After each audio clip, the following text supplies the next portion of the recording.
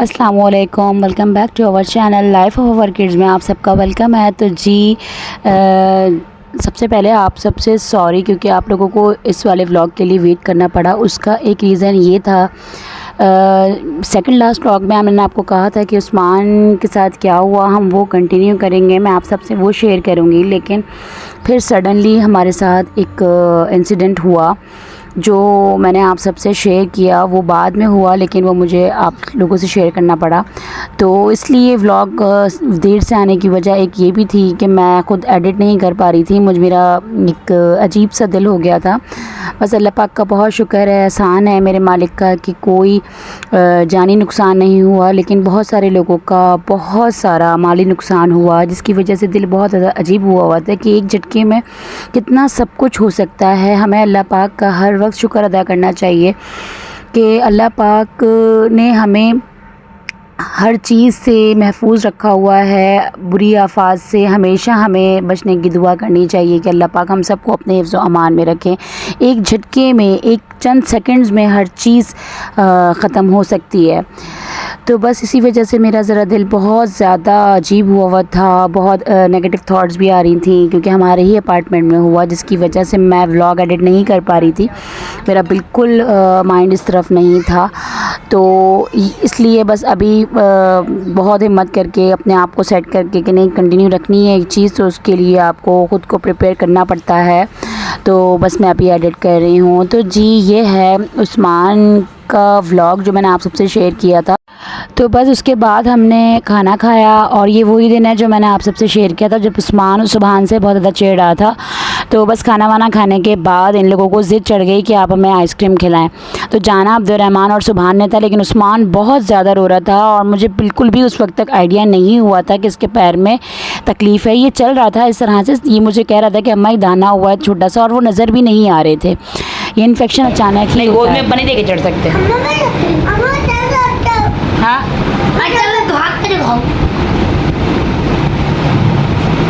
मुझे बाद में इस बात का बहुत ज़्यादा मुझे भी और रज़ी को भी अफसोस हुआ, क्योंकि ये बोल रहा था कि अम्मा अब्बा मुझे गोद में ले लेंगे लेकिन मुझे जाना है, क्योंकि इतना हमें नज़र आ नहीं रहा था कुछ और ये ख़ुद भी इतना बता नहीं पा रहा था।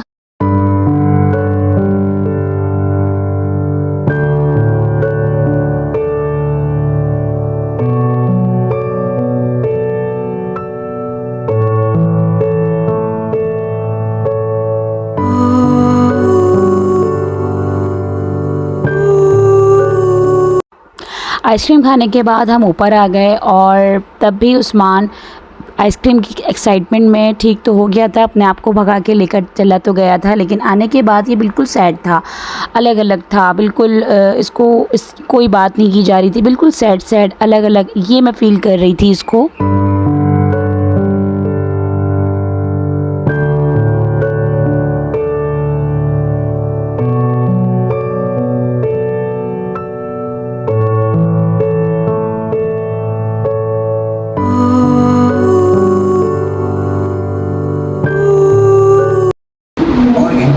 वैसी ही और चीजें पैदा की। तो जी अब हो गया है नेक्स्ट डे मॉर्निंग और यहाँ पर हो रहा है नाश्ता। आज मैंने कुछ भी नहीं बनाया था, ब्रेड चाय पापे ही हम लोग नाश्ता करेंगे। उस्मान क्योंकि रात से ही एक अलग कंडीशन में था तो बहुत ज़्यादा चिड़चिड़ा हुआ था, तो बस अभी हम नाश्ता करेंगे। और सबसे पहले आपको मैं एक इंटरेस्टिंग चीज़ बताऊं कि उस्मान हमारे पास नाश्ते के लिए तैयार रहते हैं। सबसे पहले मुझे बोलता है कि अम्मा मुझे नाश्ता दें। थोड़ा उस्मान भूख के मामले में बहुत ज़्यादा कमज़ोर है, इसको बिल्कुल भी भूख बर्दाश्त नहीं होती है और इस तकलीफ़ की वजह से बस वो बेड से नहीं उठ पा रहा था और रो रहा था, बाहर नहीं आ रहा था। तो मुझे इसके सिम्टम्स नज़र आ रहे थे कि कुछ तो नॉर्मल नहीं है, जिसकी वजह से ये नॉर्मल एक्टिविटीज़ नहीं कर रहा। बस इसी तरीके से हमारा दिन चलता रहा और यहाँ अब्दुर्रहमान के लिए मैं बर्गर बना के लेकर आ रही हूँ। दूसरे काम भी साथ साथ चल रहे थे और उस्मान हमारे डाउन होते जा रहे थे। यहाँ रज़ी ग्रॉसरी कर आए थे, खाना बनाना था। तो लाइफ में आपकी कुछ भी चल रहा हो, लेकिन ये सब काम भी ज़रूरी होते हैं और ये सब चल रहे होते हैं, चाहे आप करना चाहें या नहीं चाहें, लेकिन ये सब भी एक लाइफ का पार्ट है। तो यहाँ पर उस्मान बहुत ज़्यादा पेन में आ गया था और ये रात का टाइम है। उस्मान बहुत ज़्यादा रो रहा है। मैं और रज़ी बाहर गए हुए थे। जब मैं घर आई हूँ तो ये सोकर उठ चुका था और इसने सॉक्स पहने हुए थे। मुझे नहीं पता था, आइडिया नहीं था कि इसने सॉक्स क्यों पहने हैं। इसको तकलीफ़ इतनी ज़्यादा थी कि इसने सॉक्स पहन लिए। जब मैंने इसके सॉक्स उतारे और फिर मैंने देखा कि इसको बहुत ज़्यादा सीवियर इन्फेक्शन था और ये टाइम मेरे लिए इतना ज़्यादा पेनफुल था। मगरिब का टाइम था जब मैं घर आई हूँ और मैंने जब इसके देखा कि ये सॉक्स पहना हुआ है, इतनी गर्मी है, उसके बावजूद जब मैंने सॉक्स उतारे और फिर मैं देखती हूँ कि इतना ज़्यादा ही बच्चा मेरा पेन में था कि मैं आपको अल्फाज में बता नहीं सकती। अभी मैं देख रही हूँ तो मुझे आइडिया हो रहा है कि मेरी उस वक़्त क्या फ़ीलिंग थी। मैंने फ़ौरन रज़ी को कॉल करी और रज़ी को बुलाया कि रज़ी, इसके पैर में बहुत सीवियर इन्फेक्शन हो गया है, पहले से भी ज़्यादा। पहले वाले दाने तो फिर भी दूर दूर थे, ये अब ऐसा हो गया था कि जैसे पैर बिल्कुल इसका ख़राब हो गया है। तो फिर आ गई है नेक्स्ट डे मॉर्निंग और नेक्स्ट डे मॉर्निंग उस्मान बिल्कुल भी नहीं उठ पाया। इसको हमें सिर्फ गोद में उठाना पड़ रहा था क्योंकि वो इन्फेक्शन बहुत ज़्यादा बढ़ गया था। तो बिल्कुल भी ये पैर ज़मीन पे नहीं रख पा रहा था। तो ये और इसको जगह से उठना भी होता था, बेड पे लेटे लेटे ये तंग हो रहा था। तो मुझे आवाज़ें देकर बोल रहा था कि मुझे आप वहाँ लेकर चलें, ड्राइंग रूम में लेकर चलें। तो जी अब टाइम आ गया है। अच्छा, बीच में एक और दिन था जो इसने गुजारा अपने आप को सेट करके। अब आ गई है वो वाली मॉर्निंग जब हमने इसको डॉक्टर के पास लेकर जाना है। तो अभी तो बिल्कुल भी ये इतना ज़्यादा इसका पैर स्वाइल हो गया था और इतना ज़्यादा पेन में आ गया था कि अब इसका उठना बहुत ज़्यादा मुश्किल था। इवन ये कि इसको कपड़े पहनाना भी मेरे लिए एक मुश्किल टास्क हो गया था क्योंकि ये बिल्कुल भी खड़े नहीं हो पा रहा था। तो बस बच्चों को हमने इनकी हुप्पो के घर ड्रॉप किया और उस्मान को लेके हम डॉक्टर के पास निकल गए।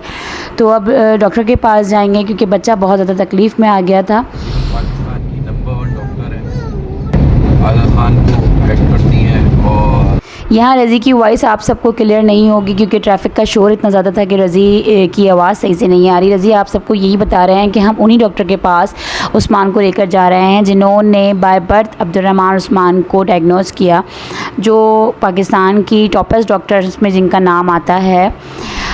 वो हमें स्ट्रेट फॉरवर्ड लगती तो हैं और वो जो बात है वो इसलिए लगती है क्योंकि शायद वो सच बोलती हैं इस वजह से, क्योंकि वो हमें एक उस धोखे में नहीं रखना चाहती हैं। वो उन्होंने क्लियर बात करी हमें कि अक्सर उन्होंने ये भी बोला है कि अब आने की ज़रूरत नहीं है, लेकिन सिम्टम्स इस तरह के हैं कि हमें लेके जाना पड़ता है बच्चे को।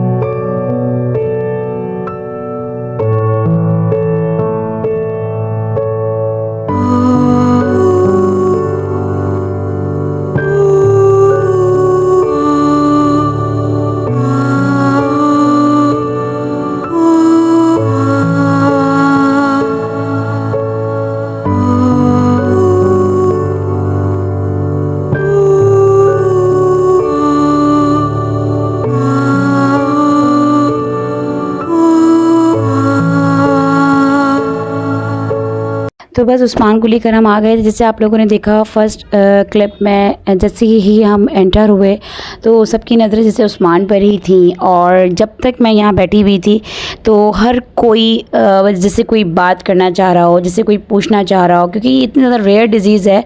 और भी लोग हैं लेकिन वो सब उनकी अपीयरेंस नॉर्मल है, किसी को क्या प्रॉब्लम है आपको नहीं आइडिया। तो अब्दुर्रहमान उस्मान के साथ जो प्रॉब्लम है तो वो ओवरऑल उनकी अपीयरेंस है, उनका ओवरऑल लुक है जो देखकर लोग शॉक्ड हो जाते हैं। तो वैसे ही इंसान कितना ज़्यादा डिप्रेशन में है आपको इसका आइडिया नहीं है। उसके बाद आप तैयार रहते हो लोगों के क्वेश्चन के जवाब देने के लिए। तो मैं इग्नोर करते हुए अपने बच्चे के साथ यहाँ पर बैठी हुई हूँ, अपने नंबर का वेट कर रही हूँ, मैं और रज़ी दोनों।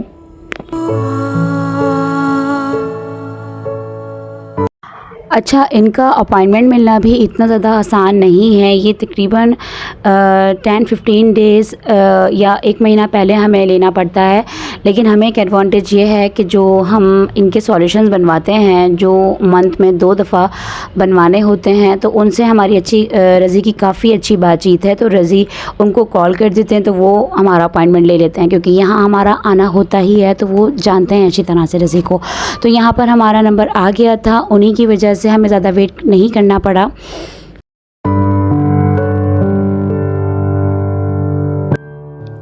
आ गए हैं हम उसी रूम में जहां हमें 9 साल पहले अपने ज़िंदगी के इम्तिहान का पता चला था। यही वो डॉक्टर है, यही वो रूम है, यही वो जगह है जहां अब्दुर्रहमान को हम सबसे पहले लेकर आए थे और हमें पता चला था कि ये है हमारा इम्तिहान जिसको हमने ज़िंदगी भर लेकर चलना है। के लिए कितना ताकत लेके जाती।